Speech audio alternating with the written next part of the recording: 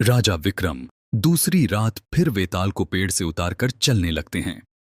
वेताल फिर एक नई कहानी सुनाता है। एक समय की बात है। कंचनपुर नामक नगर में एक राजा राज्य करता था। वहां दो ब्राह्मण मित्र रहते थे।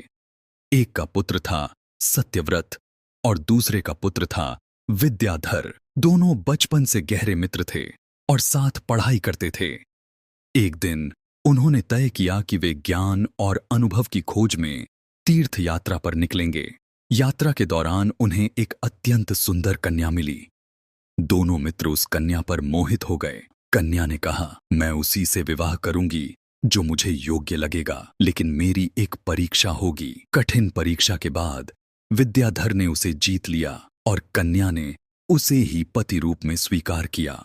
लेकिन सत्यव्रत को यह मंजूर नहीं हुआ। वह ईर्ष्या से भर गया और एक दिन उसने अपनी मित्रता को भुलाकर कन्या को चुरा लिया। विद्याधर ने अपने मंत्र बल और विवेक से कन्या को वापस पा लिया। इससे क्रोधित होकर सत्यव्रत ने विद्याधर की हत्या कर दी। जब उसे अपने कर्मों का पछतावा हुआ तो उसने भी आत्महत्या कर ली। यह देखकर उस कन्या ने भी दुख में अपने प्राण त्याग दिए। कुछ समय बाद एक तपस्वी वहां से गुजरा। उसके पास अद्भुत ज्ञान और शक्ति थी। उसने तीनों को जीवन दान दे दिया। बेताल का प्रश्न, राजा विक्रम, अब तुम बताओ, इन तीनों में सबसे सच्चा प्रेम किसका था? विद्याधर का, सत्यव्रत का या उस कन्या का?